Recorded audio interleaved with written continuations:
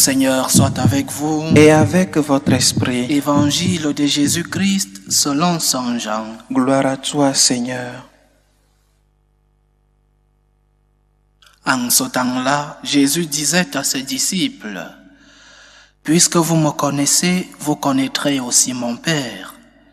Dès maintenant, vous le connaissez et vous l'avez vu. » Philippe lui dit, « Seigneur, montre-nous le Père, cela nous suffit. » Jésus lui répond, « Il y a si longtemps que je suis avec vous et tu ne me connais pas, Philippe. Celui qui m'a vu a vu le Père. Comment peux-tu dire, montre-nous le Père? Tu ne crois donc pas que je suis dans le Père et que le Père est en moi? Les paroles que je vous dis, je ne les dis pas de moi-même. Le Père qui demeure en moi fait ses propres œuvres. Croyez-moi, je suis dans le Père et le Père est en moi. Si vous ne me croyez pas, croyez du moins à cause des œuvres elles-mêmes. Amen, amen, je vous le dis, celui qui croit en moi fera les œuvres que je fais. Il en fera même de plus grandes, parce que je pars vers le Père, et tout ce que vous demanderez en mon nom, je le ferai, afin que le Père soit glorifié dans le Fils. Quand vous me demanderez quelque chose en mon nom, moi, je le ferai. Acclamons la parole de Dieu. Louange à toi, Seigneur Jésus. Une fois de plus, des paroles pleines d'espérance de notre Seigneur. Mais aujourd'hui, en plus de l'espérance, le Seigneur nous met un peu de mystère. Surtout dans la dernière phrase de cet évangile, quand vous me demanderez quelque chose en mon nom, moi, je le ferai. Le Seigneur nous promet de nous donner l'aide, de nous donner tout ce que nous lui demandons, mais avec une condition, que nous le fassions en son nom. Mais comme je disais, il y a un peu de mystère. Que signifie lui demander en son nom? Si nous demandons déjà à la personne qui est face de nous, c'est-à-dire à Jésus-Christ, comment le lui demander en son nom? Le Seigneur veut faire de nous une espèce d'ambassadeur. L'ambassadeur ne se représente pas lui-même, il représente son pays ou alors une autre personne. Je crois que ceci est très important pour que nous le comprenions. Nous devons être des ambassadeurs du Christ, des personnes qui représentent le Christ, des avocats de notre Seigneur. J'aime beaucoup le concept de prêtre comme le pont. De ce fait, le pape est appelé le souverain pontife, un titre qu'il a hérité de la Rome antique. C'est celui qui maintient en bon état le pont du fleuve Tibère, celui qui construit les ponts.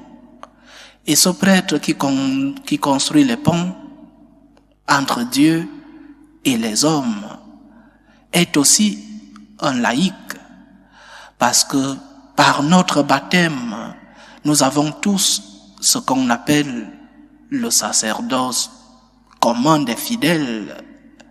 Donc, chacun d'entre nous doit être un ambassadeur du Christ. Chacun d'entre nous, laïc ou clerc, doit être un avocat du Christ, un représentant de notre Seigneur, un constructeur de ponts.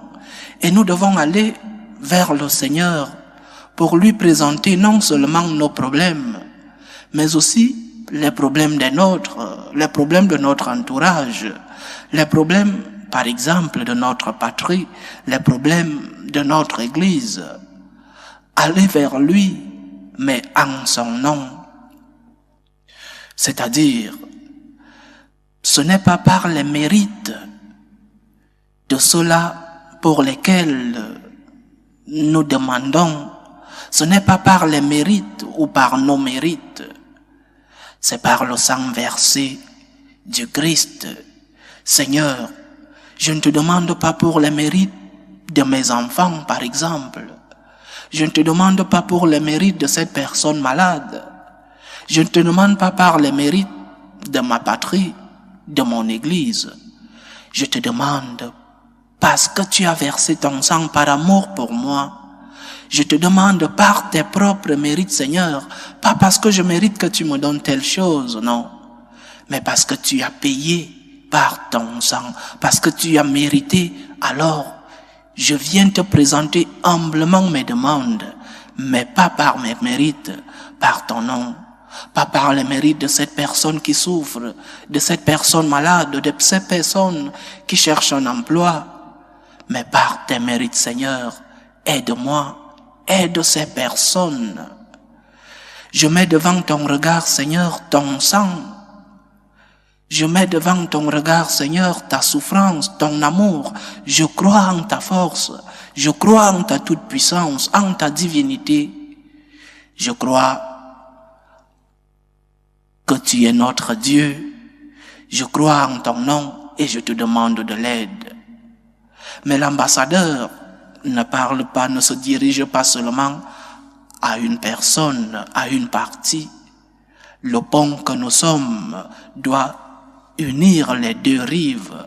Nous devons non seulement parler des demandes du monde, des demandes de nos demandes à Dieu, mais nous devons aussi parler aux nôtres. Nous devons aussi parler à nous-mêmes de Dieu. Donc, les ambassadeurs que nous sommes devons dire à l'autre partie, aux hommes, à nous-mêmes. Nous devons dire de la part du Christ aux hommes, écoute le Christ, crois en lui, fais confiance au Seigneur, crois en sa divinité, écoute ses paroles, contemple-le sur la croix, vois son amour dans ta vie, change, convertis-toi. Nous devons le dire, et nous devons le dire en premier lieu aux nôtres, parce que c'est parfois très difficile de commencer l'évangélisation par les nôtres dans nos propres maisons, parce que fréquemment, ceux-là qui sont les nôtres sont ceux qui écoutent le moins la parole, parce que personne n'est prophète dans sa propre maison. Mais l'ambassadeur du Christ que nous sommes doit le faire. Commencer par les siens, commencer par annoncer la parole aux siens, commencer par parler du Christ au nôtre. Commencer par exemple par des paroles, mais aussi par l'exemple, par le témoignage de vie. Le représentant du Christ que nous sommes doit parler de Dieu aux hommes et doit parler des hommes à Dieu. Que le Seigneur nous aide à être de bons représentants de son Fils sur la terre.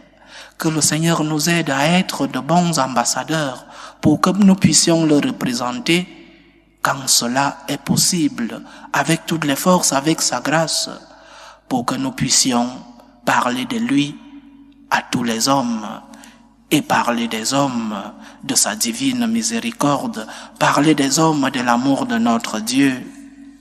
Si vous demeurez dans ma parole, vous êtes mes disciples, alors vous connaîtrez la vérité, dit le Seigneur dans le psaume que nous avons écouté aujourd'hui. Demeurons dans la parole de Dieu. Et demeurer dans la parole de Dieu signifie parler de Dieu aux hommes, mais aussi parler des souffrances des hommes, parler des problèmes des hommes à Dieu. Que le Seigneur nous aide et qu'il nous protège. Loué soit Jésus-Christ. À jamais.